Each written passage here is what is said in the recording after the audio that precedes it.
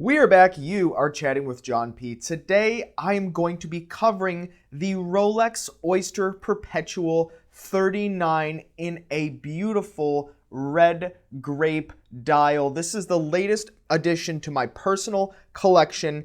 And actually, it's kind of an interesting story. If you follow my channel, I did a couple videos ago where I talked about a really negative experience at a Rolex boutique, an unnamed boutique here in the Miami area. And Federico and I talked a little bit about this, and if you follow his channel, you're familiar with it as well. And I want to make sure to kind of make a distinction between my displeasure in the way that the brand or the brand associates or third-party boutiques or brand boutiques treat customers or prospective customers sometimes against the watches. You know, there is a difference in distinction between the quality and the enjoyment that I personally take from the watches and using and wearing and owning the watches, and the specs of the watches, which are just the objective facts, and compared to something that might be hit or miss like the brands. And once again, if you also follow the channel, you know that I talk similarly about Breitling sometimes, and it's just kind of one of those things that I guess I could say I have a bit of a love-hate relationship with the brand Rolex. Sometimes I love them, sometimes I hate them, sometimes I love to hate them, and sometimes I hate to love them. I know, a bit of a mouthful, but actually I really enjoy this. And Federico and I bought each other these. Technically, we're the business Del Rey Watch, where we buy, sell, trade pre-owned watches, delreywatch.com.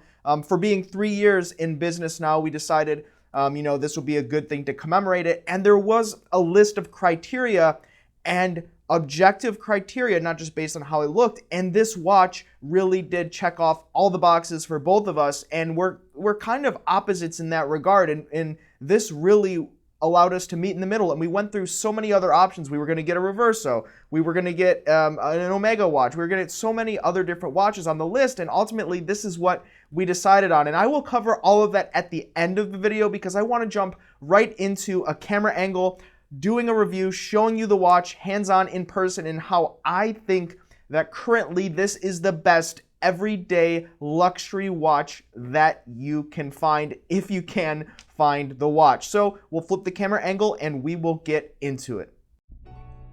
So here we have the Rolex Oyster Perpetual 39mm 114-300 in red grape. Of course, this watch also comes in a black, rhodium, blue, and white dial, though for this video we will use my personal example, this beautiful purple, which is called by Rolex red grape. And you'll see actually they have these red markers on the indices there, and it kind of adds a little bit of contrast and a little bit of pop, but not overbearing like you would see in a more earlier Rolex example, like something like a white lume pip. So pretty cool little touch to make an otherwise pretty standard looking watch a little bit more exciting.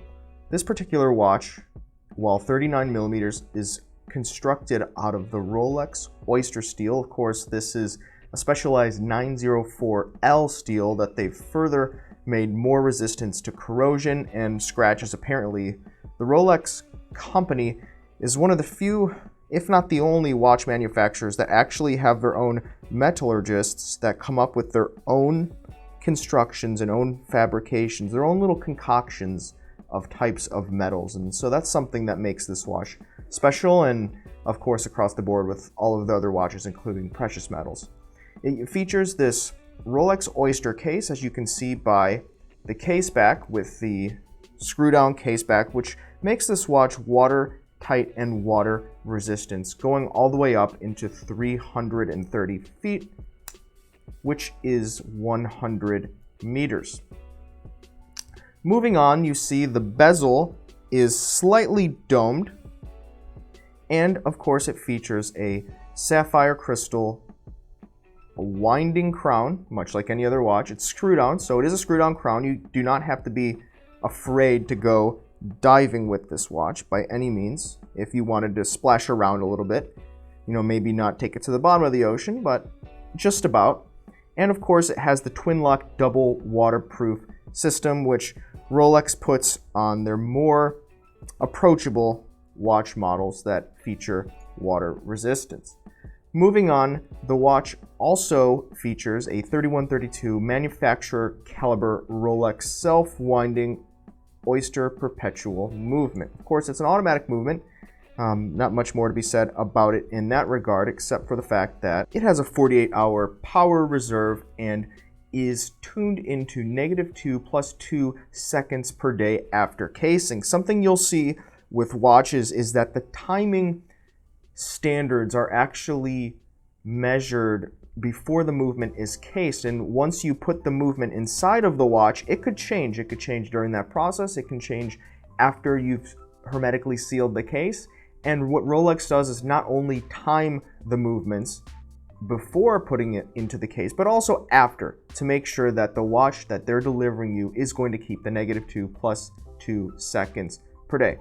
Of course, this watch is an Oyster Perpetual model, so it does not feature a day nor a date, though it has a center hour, minute, and second hands and stop seconds for precision timekeeping. So when you pull out the crown, you'll notice that the seconds hand does stop so that you can set the time precisely to what you need it to be. Of course, the winding mechanism inside is bidirectional, self-winding perpetual rotor. So what happens is when you swing your arm, it'll actually wind both ways, whereas a lot of automatic movements, the little mechanism inside the rotor, when it spins, it'll only wind one way, which means it takes your watch a lot longer, depending on how you wear it, to actually automatically wind it for you.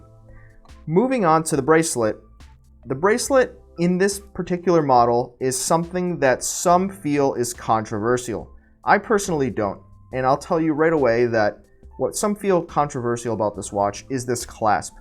They feel the clasp is a little bit underwhelming for the model, but I think it's more than par for the course. Some people don't like this little pretend lock right here, nor do they like the fact that a glide lock clasp is missing, though it's not really to be expected on a watch that's not a dive watch, let alone a watch that is more entry level for the brand. So those are really the only two negatives for this bracelet, and getting those right out of the way, I personally love this bracelet because if we look at the links, you can see that they are slightly concave in that they curve inward. And what this means is that when you wear this watch on your wrist, it kind of molds to the shape of your wrist. The issue sometimes people have with watches and stainless steel bracelet watches is that it might feel a little bit off on their wrist depending on the dimensions. And so, interestingly enough, I have a 6.5-inch wrist, and Federico from Federico Talks Watches, who also owns one of these watches, has himself an 8-inch wrist, but the bracelet is comfortable on both of us. And I think when we're looking at a watch, an everyday casual to sporty casual watch that can fit comfortably on that wide array of wrist sizes, that's pretty amazing. I don't know of any other sports watch of Federico's that I've tried on that fits comfortably, or quite honestly any watch that has a stainless steel bracelet. So when you factor in the way that the links fit on your wrist, I think that's one of the main selling points for this watch, to be very honest with you. And we'll go ahead and we'll just get a couple of more angles of this beautiful Rolex Oyster Perpetual 39 so you can really see what you're working with here.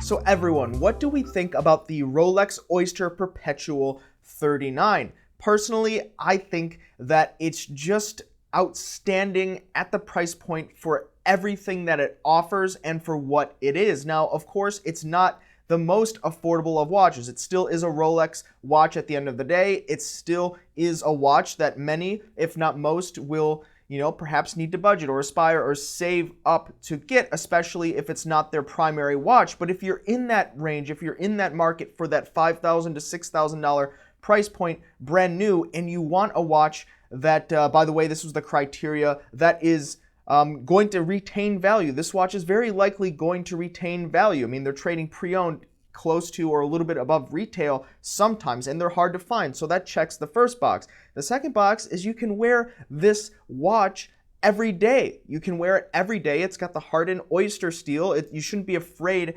of getting this watch damaged in any way. It's something, it's not precious metal. It's something that you can truly wear every day, the water resistant. So that everyday wearability adds so much value to it because you will be inclined to wear it in any circumstance. Maybe not in a black tie event, but you could. You very well could. You might get some interesting looks, but who cares? You're wearing a watch that you love and enjoy.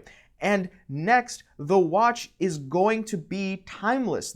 You can wear a Rolex Oyster Perpetual or Rolex Datejust from 50, 60 years ago, and it looks so similar because of the Oyster case. And this is something we showed in the video and we talked about it. It's a timeless design, a timeless style. It's something that Rolex will probably never change because it is quintessential Rolex. It's like McDonald's with the Big Mac. They need the Oyster case. It's how they started, and it's how they probably and very likely will go into the future, at least more certain than any other watch icon that you can probably name. Maybe also the Speedmaster, throw that in there, but I think you get the point. And when you consider all of these things mixed together, and they have all of the different dial colors that you can get at 39mm. We had the black, we had the white, we have the blue, the rhodium, the red grape. You have all these options, and when you go to 36 and 34, there are many other options. You can get a green, you can get kind of a white grape, which is sort of like a champagne. And so you have a lot of cool or interesting color choices, but also kind of the basic ones like the blues, the whites, the blacks. So you really can get that watch that you want to wear every day. Now, some people are going to be saying, well, it doesn't have a date. It's not for me. Forget about it if it doesn't have a date. As I thought about this, I really don't need a date on my watch. When you start collecting watches, at least personally, I don't even set the date all of the time. I find that to set the date and then put the watch away and wear a different watch tomorrow, I'm not keeping these on a winder inside of the vault. So depending on the circumstance, you may need a date. But as I thought about it, whenever I'm looking at the date, it's usually to schedule something, right? If you run a schedule, you work, you want to know what's going on during that day. So you check the calendar app on your phone, or you check the calendar app on your computer, and that's how you see the date. And for me to look at my wrist very quickly, it probably means that I'm doing something else that required the date, and in which case the date would be made available on that app. And so I think that might be an interesting point for some that feel, oh, it needs to have the date, it needs to have the date. We don't even need to have a watch, let alone a date. So something to consider, something definitely to consider. But I want to know, what do you think? Do any of you out there have the modern versions of the Rolex Oyster Perpetual, either in the 39, 36, or the smaller size? I would love to hear what you think about it in the comments below. Or do any of you plan on adding this to your collection in the future? Once again, I think this is probably, if you also are looking for a watch that met those specific criteria that we were, I think this is a no-brainer option for you. But let me know what you think in the comments below. And if you enjoyed this video, and even if you did not for some reason, please give it a thumbs up, like, and subscribe anyway, because karma might be a real thing, and in which case you will be glad that you did so. Anyway, guys, back to work for me. Thanks for watching. You have been chatting with John P. Ciao.